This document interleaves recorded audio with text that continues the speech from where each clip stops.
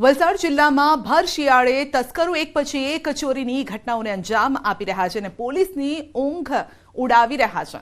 તસ્કરોએ વલસાડના ચણવાઈ ગામમાં આવેલા મંદિરને નિશાન બનાવ્યું। 4 જગ્યાએ ચોરીની ઘટનાને અંજામ આપ્યા બાદ કંઈ પણ હાથ ન લાગતા તસ્કરોએ સાંઈબાબાના મંદિરને નિશાન બનાવ્યું। ચોર ટોળકી એ મંદિરની આખી દાનપેટી ઉઠાવી જવાનો પ્રયાસ કરે છે। દાનપેટીને મંદિરની બહાર સુધી ખેંચી પણ લાવે છે અને દાનપેટી તોડવા પણ પ્રયાસ કરે છે, પરંતુ સફળતા ન મળી। તો સીસીટીવી સામે આવ્યા છે અને જેમાં જોઈ શકાય છે કે ચોર ટોળકી દાનપેટી ઉઠાવીને લઈ જાય છે, ત્યારબાદ તેને તોડવાનો પ્રયાસ કરે છે, પરંતુ તેમાં તેમને સફળતા નથી મળતી। તો ચોર હવે ભગવાનને પણ નથી છોડતા।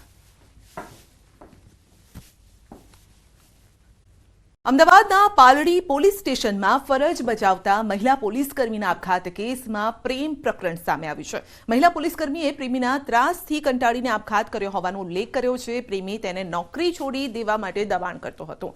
પોલીસકર્મી લલિતાબેનનું ગત 18 ડિસેમ્બર 2023માં પાલડી પોલીસ સ્ટેશનમાં પોસ્ટિંગ થયું હતું ને જે બાદ તેઓ વાસણામાં આવેલ ખોડિયારનગરમાં ભાડાના મકાનમાં રહેતા હતા। ગત 29 ફેબ્રુઆરીએ રાત્રે ગળફાંસો ખાઈ અને આપઘાત કર્યો હતો।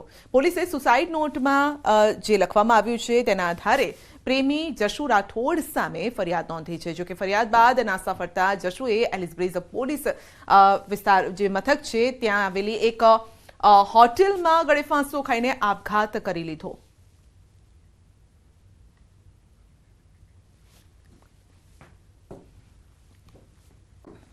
મોરબીના શક્ત શનાળા ગામે શક્તિ માતાજીના મંદિરે ભવ્ય કાર્યક્રમનું આયોજન કરાયું છે। 23 ગામના ઝાલા રાજપૂત સમાજ દ્વારા સાંસદ કેસરી દેવસિંહ ઝાલાનું સન્માન કરાયું હતું। સાંસદ કેસરી દેવસિંહને બંધારણનું પુસ્તક પણ ભેટમાં અપાયું। સાંસદ કેસરી દેવસિંહ ઝાલા સાંસદ બન્યા બાદ પ્રથમ વખત શક્તિ માતાજીના મંદિરે આવ્યા।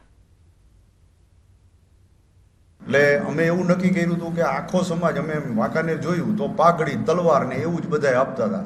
એટલે મને એવું લાગ્યું કે આ પાઘડી ને તલવાર ને એ તો બધું છે, એના કરતાં આપણે કંઈક અલગ રીતે સન્માન કરવું છે। એટલે મેં બંધારણની નકલ આપી અને સન્માન કરવું એવું નક્કી કર્યું હતું।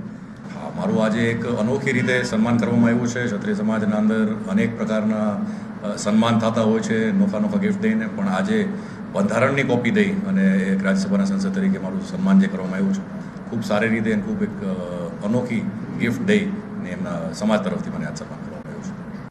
બનાસકાંઠાના ડીસાના વાસણા ગામના ખેડૂતે છેતરપિંડીની ફરિયાદ નોંધાવી છે। ફ્રેન્ડશીપ ક્લબમાં મેમ્બરશીપ મેળવવાના નામે ખેડૂતે 8 વર્ષમાં 92.79 લાખ ગુમાવ્યા છે। 2014થી અજાણ્યા નંબર પરથી ફોન અને મેસેજ કરી યુવતીએ ફ્રેન્ડશીપ ક્લબમાં જોડાવાની વાત કરી અને ખેડૂતને ફસાવ્યા હતા।